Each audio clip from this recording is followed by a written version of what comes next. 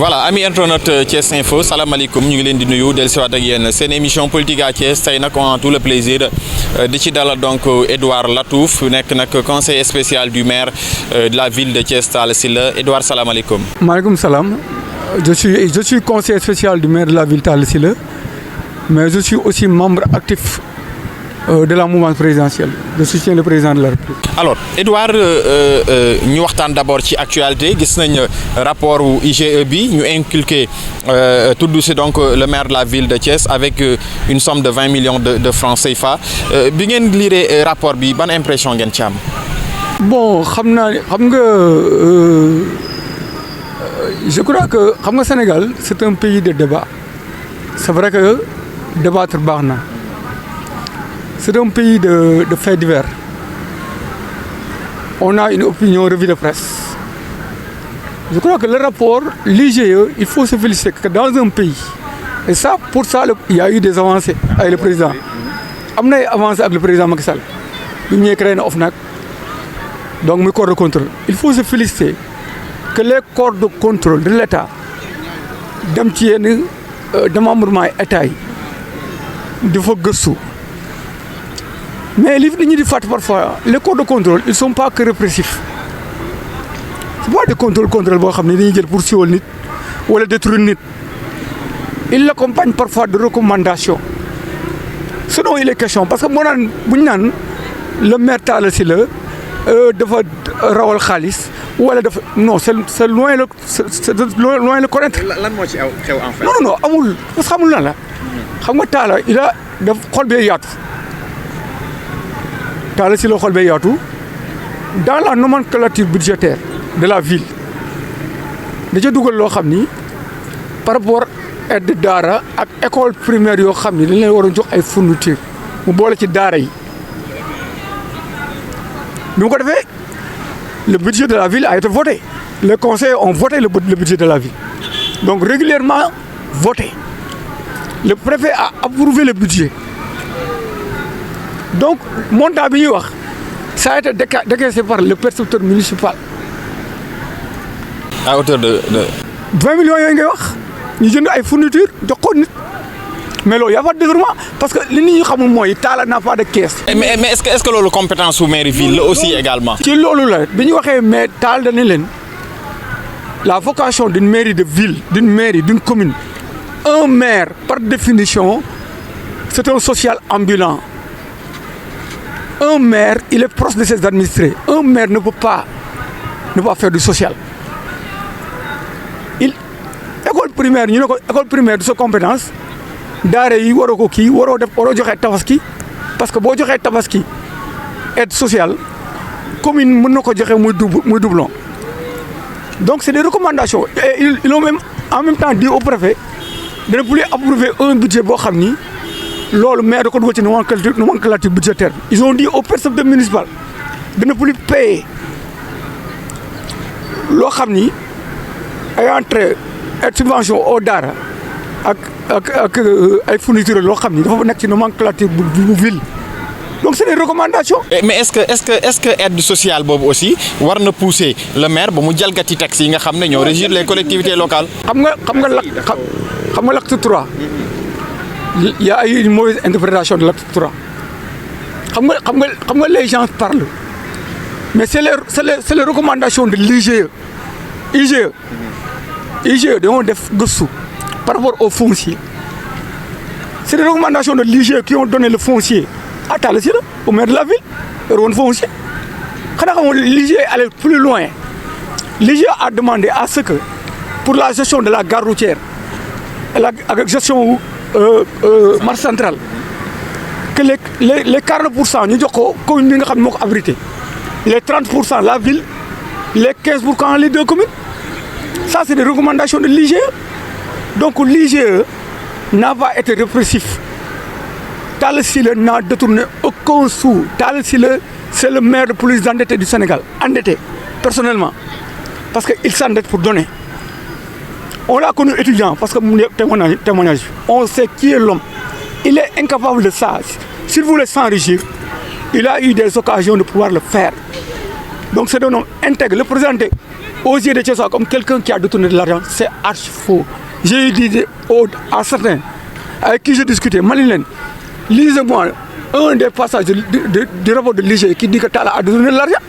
Il ne peut pas. Kon daal da ngeen a neenal rapport IGE bi quoi. doo neenal ay rapport IGE l'IGE de comment il n'est pas que répressif mais l'IGE fait des recommandations mais xam nga am na loo xam ñun bëgguñu ko parce que dañoo nekk période Covid. mooy lan la lu mu doon lool. mais l'IGE a fait un rapport sur un maire. Parmi les conclusions de ce rapport, ils ont dit. Ban maire là? Non, bien sûr c'est à Thiès. Xam nga tey c'est manquer de respect aux Thiessois que de poser problème personnel. Voilà. dafay accuser directement les maires. Non, dama ne il y a un rapport de l'IGE. Département, est-ce que tey mën nga préciser? Non, dama ne ci li nga wax ci rapport bi. Il y a un des rapports de l'IGE concernant la ville qui a dit que 2 personnes devaient être poursuivies devant la chambre de discipline administrative de la Cour des comptes pour simulacre de consultation aux fins d'enrichir des fournisseurs. Est-ce que c'est des accusations les gars? Non, du accusation, mais c'est dans le rapport. Accusation ma kenn de dañ ne am na ñaar ñoo xam ne dañ leen waroon yóbbu devant la chambre de discipline de la Cour des comptes. Et c'est des maires. Cour des comptes, c'est un maire, un de ses collaborateurs qui gère les finances. Pour simulacre de consultation aux fins d'enrichir des fournisseurs. C'est dans un rapport. Non, dama ne rapport IGE bi ñuy posé Thiès di bëgg a jël taxal nit koo xam nañ ne te je leur ai dit mais kan nee à supposer que Idriss Seck moo tax nañ Talla Sylla mais Idriss Seck ñëpp xam nañ ne il est rigoureux dans ses choix. ñëpp xam nañ li ci xew aussi. Il est non, il est rigoureux dans ses choix mooy. Il est rigoureux dans ses choix mooy. Idriss Seck n'a pas choisi Talla Sylla ex nihilo comme ça jël ko rek indi ko def ko maire. Il le connaît, il sait qu'il est combatif, il sait qu'il est intègre, quelqu'un qui a renoncé à un poste de vice-président. Mais yaa ngi reconnaître li ci qui a démissionné, quelqu'un qui a démissionné du poste de vice-président librement. Quelqu'un qui a décliné des offres dans le gouvernement d'Abdou Diouf, d'Abdoulaye Wade, n'importe quelle offre. Vous pensez que celui-là, koo xam ni amul patrimoine zéro la amul kër, les terrains qu'on attribue à Thiès muy président de commission amul benn kër boo xam ni terrain boo xam ni ça porte le nom de Talla Sylla. Donc ça c'est pas amul personne ne peut le prouver kenn mënul génn kayit boo nee ni Talla Sylla est attributaire d'un terrain amul. Même le problème de terrain là dont on parle. Vous entendez un maire parler de ce terrain-là? Un seul maire. Le foncier dinañ ci ñëw ci biir. Non, le fond. Émission bi. Mais sànq wax nga ba tudd peut-être un maire bu nekk à Thiès boo xam ne wax nga ci rapport IGE bi laal nañ ko ci mais boo doon def jàngat par rapport ak gestion wu commune yi nga xam ne donc ñoo nekk au niveau de Thiès que ce soit est que ce soit ouest ak nord naka nga jàngatee seen doxalin. ba tey boo xool. On tire sur le maire de la ville parce qu'il a fait une option politique. Les communes, la ville, dans l'acte 3, par exemple, il y a une mauvaise interprétation de l'acte 3. L'acte 3, il faut le revoir. Une réforme, donc on rêve de façon graduelle. Le président était pressé d'aller à des élections locales, de les boler, généraliser la gestion des communes. L'acte 3, il y a des failles. Ça veut dire que la ville n'est que virtuelle. Avant, au temps des communes d'arrondissement, c'est la ville qui ravitaillait les communes. La ville avait le marché central, le marché de Grand Caisse, le marché Mouzante, la gare routière. Toutes les niches fiscales de la ville du temps des communes d'arrondissement. Maintenant, c'est le contraire. C'est les communes qui doivent participer. L'acte 3 dit que les communes doivent participer au budget de la ville. Ils ne le font pas. La ville, comme ñaata yoon nga dégg ñaan la budget mairie ville conseiller nee na duñu ñëw duñ ko woote et on oblige dans ce cas de figure au préfet de faire le budget. ñëwal ci laaj bi jàngat bi ci doxalinu maire yi gox yi nga xam ne ñoom ñoo fi nekk nan nga ko jàngatee. xam nga loo wax ji mooy lan wax ji mooy lan li xew te loolu peut-être que les réformes yi ñuy def dina ko régler Thiès waay dama bëgg bu ñuy fal maire ñu xam ni diw mooy maire Sénégal yi dama bëgg bu ñuy fal maire bu ñu falati maire ñu xam ni diw mooy nekk maire à Thiès ce qui s'est passé c'est un détournement de suffrage détournement de légitimité. Ah bon? Mais tu ne peux pas le reprocher. C'est le choix libre de Thiès d'avoir confiance en quelqu'un qui s'appelle Idrissa Seck. Mais war nañu xam Thiès les maires là tey boo leen di interpeller pour ñu defal le bilan bu leen neexee ñu ne duñ ko def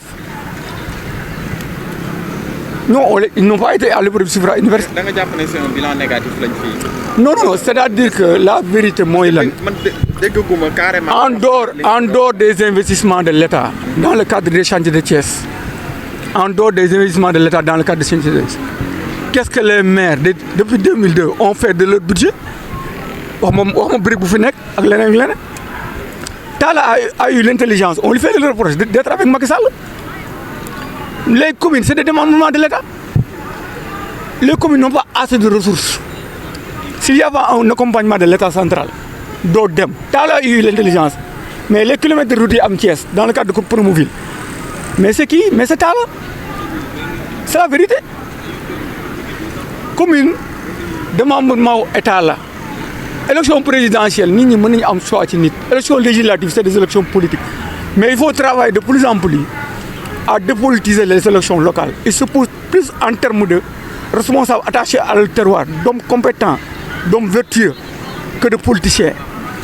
Je refuse parfois, par rapport à Thiès, d'être dans une position clanique, tendancieuse. Il y a une maire, j'ai pris sur moi la responsabilité. Je suis nommé maire, je suis nommé un conseil spécial. C'est une maire qui a créé un consensus local. Thiès mérite plus que ça. Chacun est libre d'avoir ses options politiques, mais pour l'intérêt de Thiès, soyez ensemble. Lan nga reproché Thiessois yi du fait que réew mi la ñu jox bopp. non ci lépp ah. non parce que yéen a ngi fii depuis boobu mais réew mi la ñu jox bopp. xam nga la vérité c'est quoi Idrissa Seck dama la wax sànq benn lu am solo il a fait des investissements dans le cadre du chantier de Thiès.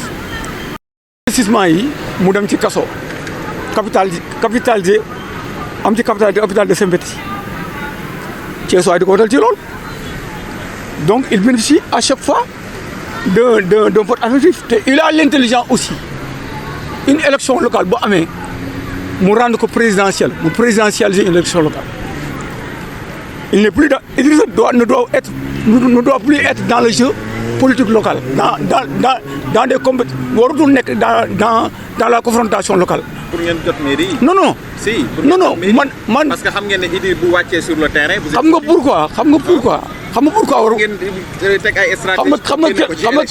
xam nga quelqu'un qui a été candidat à l'élection présidentielle. xam nga quelqu'un qui a été candidat à l'élection présidentielle. xam nga boo dee jouer ay match champion league dem ba war a wàcc nawetaan di ko jouer. Idrissa Thiès lui a tout donné. xanaa pour ngeen jot ci mairie yi. non tu n'as pas comme non loolu c'est pas ça le plus important. jot ci mairie te doo ko liggéey amul solo. cette ville là le destin. da nga bëgg wax gars yi liggéey non je veux dire que mënu liggéey bi les populations en tout cas on aura le dernier mot pour voir est-ce que ils ont travaillé ou n'ont pas travaillé. En tout cas ils pouvaient faire mieux ils pouvaient faire plus c'est-à-dire que tey boo waxee en tant qu'acteur qui jege nit wala di soutenir président ñu ne non tu verses dans le nihilisme mais les Thiessois doivent ceux qui sont de bonne foi doivent reconnaître que depuis chantier Thiès yi Thiès amul lu fi avancé lu fi am maire def amul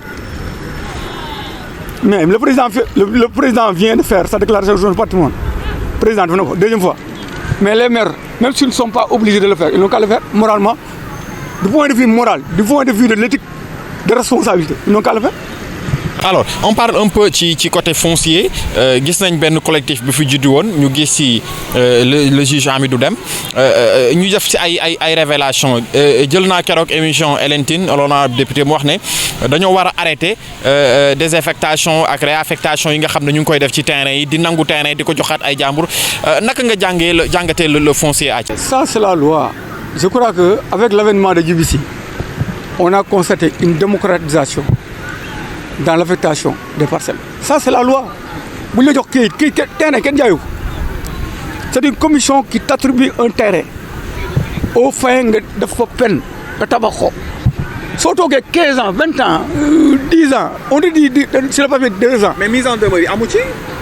ça c'est dit dañuy wax leen neex. ah bon amul même les communes on l'ont fait même communes yi nga xam ne ma ànd ak ñoom ils ont fait ces mises en demeure là ils ont affiché ils ont fait de communiquer pour ñu am terrain telle zone nañu dem dafa peine on est en train de recenser les terrains jaay ñu leen ko dañ leen ko attribué neexul ci xool peut-être que nit yor benn terrain toog bëgg ci tabax yooyu mais la loi c'est la loi.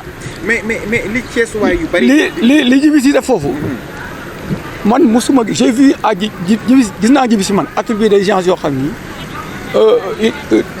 c'est pas évident du coût social ñoo xam ne néew doole attribuer leen ay terrain ñoo xam. utilisation bi amu si nga yaakaar ne parce que Thiès waay yu bari dañuy wax ne dañuy nangu ay terrain di ko jox ñoo xam ne c'est des militants de Benno Bokk Yaakaar c'est des Thiès waay qui reprochent. benn exemple tey depuis 2002 c'est le Rewmi qui gagne les élections tous les lotissements ont été faits par le Rewmi Thiapong Thionax Médina Fall zone industrielle lycée technique Mbourkat 1700 et quelques terrains Mbourkat 1700 et quelques terrains sud de stade benn portion bu nekkoon foofu loolu lépp c'est le Rewmi s'il y a des gens qui ont l'occasion peut-être d'avoir des terrains ñoom nga koy amee donc ça c'est pas vrai c'est eux qui président la commission fu ñuy zone bu ñuy réinvité le maire de la commune co-préside la commission avec le maire de la ville ña lañ koy jox tu imagines que maire réew mi di jël ay terres di ko jox ay nitu affaire ils ont un quota dans l'attribution de ces terres là ils ont un quota donc ça c'est archi faux. mais jox terrain yi pourquoi attends aussi. tu sais que les maires de réew mi c'est ñu ci bëri c'est des politiques ils sont prompts à aller à la radio à dénoncer à attaquer le système attaquer Macky Sall. L'exemple de qui? Non, tous les maires c'est leur rôle ils sont dans le rôle c'est normal mais est-ce que sur la question foncière le jour où le juge a fait une sortie tu n'as pas vu tous les maires est-ce qu'ils ont incriminé Djibi Sy est-ce qu'ils ont incriminé le pouvoir parce que ils sont dans la commission. Ils sont dans la commission. S'il n'était pas transparent, ce que le juge a dit, ça, il s'est rendu lui-même compte que bon, il a été induit en erreur. Parce que li muy wax ne tronçon bi nekk boor boo jógee fële boo jógee EDK ba ci kaw mais kooku ñëpp xam nañ ko moom titre foncier bi dañuy def erreur leneen tamit moo ko moom am na ñu doon partager le combat bi ñu mu doon partager le combat bi muy toog conférence de presse ñu bëri ils sont attributaires de terrain ñooñu tous tey nag juge dem woote waat tey combat boobu il faut gis nit. alors Edouard Latouf ñu waxtaan tuuti ci le Benno Bokk Yaakaar à Thiès mais l'Alliance pour la République jamono yi coow li bari na ci que mu nekk au niveau national que mu nekk également ci yenn gox-goxaat yi naka nga jàngatee le Benno Bokk Yaakaar actuel ñi nga xam ne ñu ngi dëgmal des échéances électorales. Parti politique qui exerce le pouvoir connaît des soubresauts ça c'est inhérent au parti qui exerce le pouvoir c'est normal. mais li xew jamono yi tiital na ñëpp non fan. à Thiès. mais Thiès. au niveau national également. non Thiès amul benn problème Thiès. imagine nga yaakaar ne dans une coalition ñu jëm ci ay élections kenn ku nekk di xëccu te ñoom ñëpp ñu ngi dans la coalition Benno Bokk Yaakaar loolu est-ce que une coalition organisée bu respecter les textes war na mën a nangu loolu. On disait que l'ambition de tout homme politique est d'exercer le pouvoir ça c'est légitime pour un homme politique un acteur politique damaa bëgg a nekk maire mais tout le monde sait que Benno dafa am kilifa en dernière analyse c'est le président qui tranchera le débat tous les acteurs yi nekk fii man c'est tu me donnes l'occasion en tout cas de les inviter tous mu doon la ministre Ndeye Tické Ndiaye Diop dama koy saluer attitude am par rapport ak son comportement parce que président moment yi bëggul ñu koy bëril ay coow am na attitude en tant que femme dont on se glorifie parce que elle est ministre de la République elle est thiessoise on avait toujours demandé à ce qu'un Thiessois soit dans des instances de décision soit ministre elle est ministre elle a une posture responsable di wax tamit sama beneen xarit Siré Dia nul ne peut contester ce qu'il a fait à Thiès dans le sens de recrutement des jeunes thiessois. dama ne non pas xëy non dama ne s'il ne l'avait pas fait ce serait très grave s'il n'avait pas recruté des jeunes thiessois. Combien de jeunes il a recruté? Il a présence d'esprit de recruter. Mais ça c'est inscrit dans l'histoire. Day lu mu loolu li Siré Dia def dara mënatu ko dindi. Les mots de Malick Mbaye au niveau de la commune Est, mais ils sont en train de faire un excellent travail. C'est des gens valeureux. Ablaye Dieye, qui j'ai vu avant-hier, muy def aide destinée aux handicapés et daf yeneen. Ces gens-là, tu peux dire qu'ils n'aiment pas Thiès, qu'ils n'aiment pas cette ville-là. Je veux dire que boo déggee ma ne loolu dama bëgg a pousser ci lii, lancer un appel. Thiès bu fekkee sa Thiès rek moo leen tax a jóg. J'ai eu l'occasion. appel bi li ñu ko lancé bari na mais ba léegi.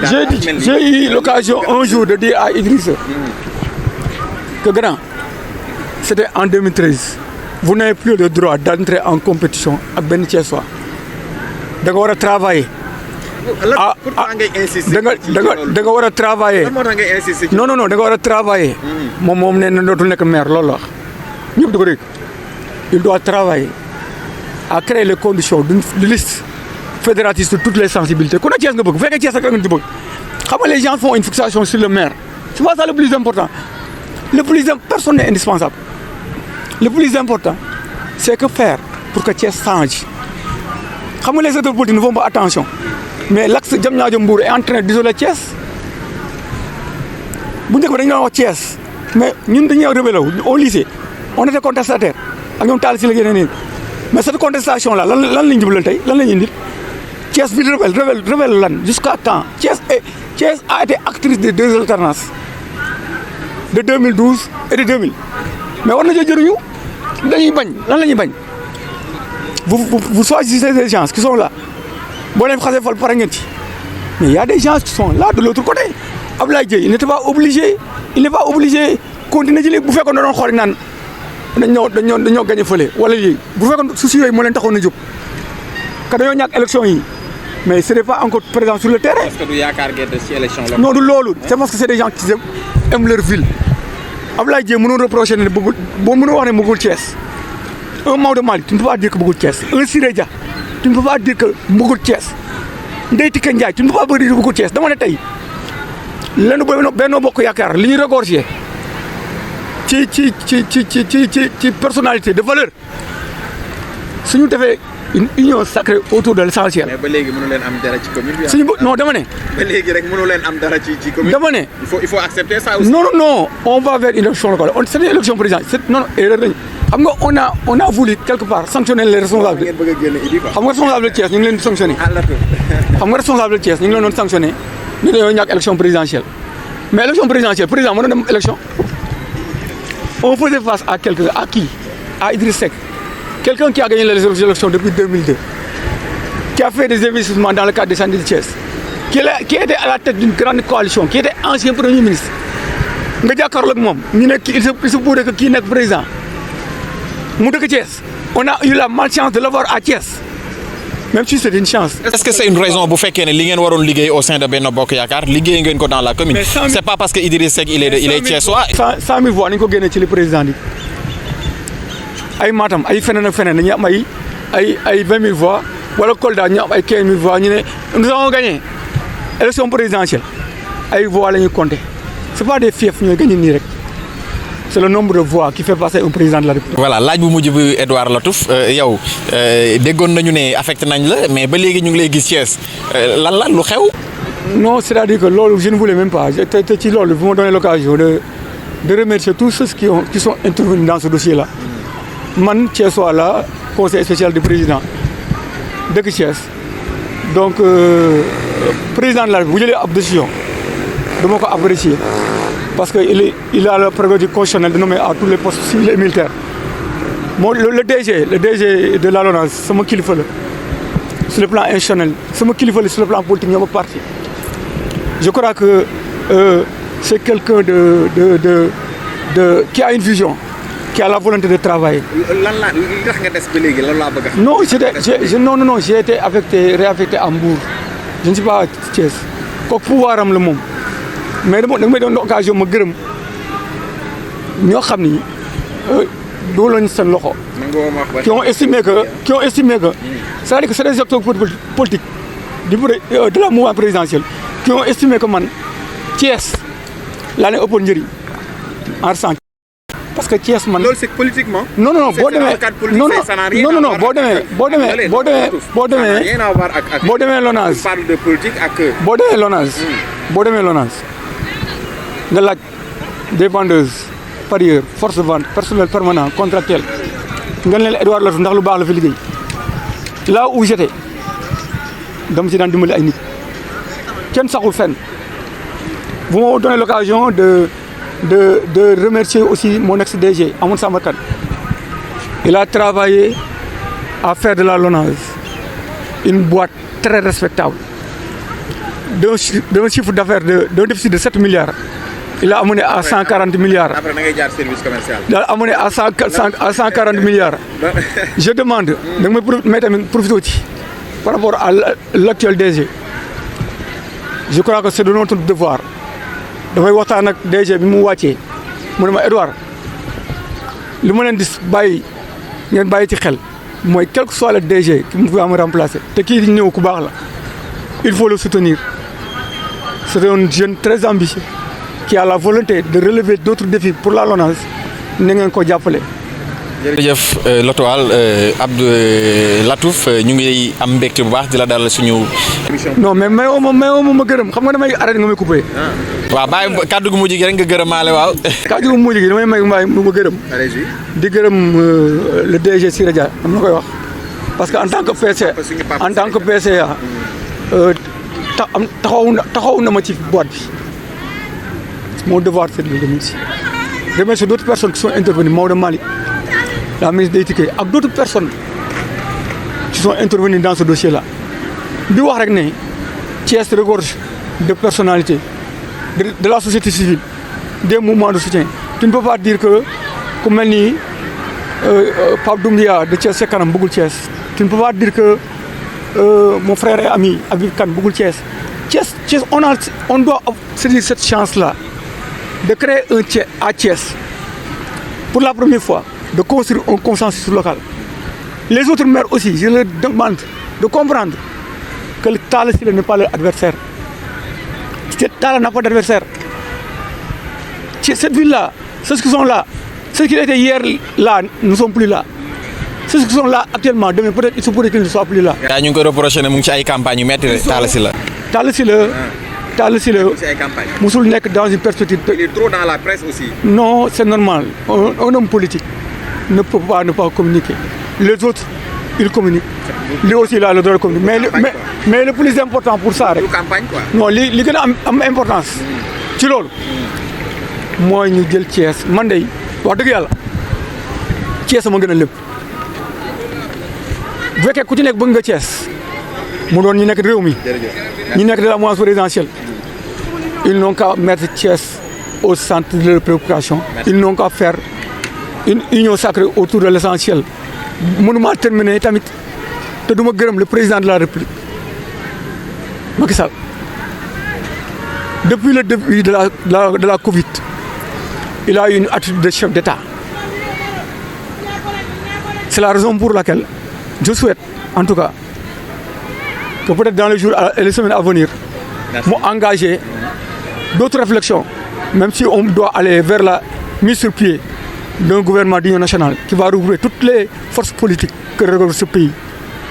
Parce que Sénégal, ci jàmm lañ ko mës a xam. Yàlla def ko Covid bi que le Sénégal puisse triompher. Que le Sénégal se tienne debout. Ça c'est mon dernier message. Merci Edouard Latouf ñu ngi koy jaajëfal bu baax a baax amoon tout le plaisir di ko dalal suñu émission politique à Thiès c'est un homme engagé au niveau de Thiès di xeex ci lu bari ngir rek Thiès booloo doon benn say ci kàddu gi Ahmadou Bamba li feggoo nag Adama Ndiaye ci wàllu caméra bi jox leen rendez-vous beneen yoon jërë ngeen jëf.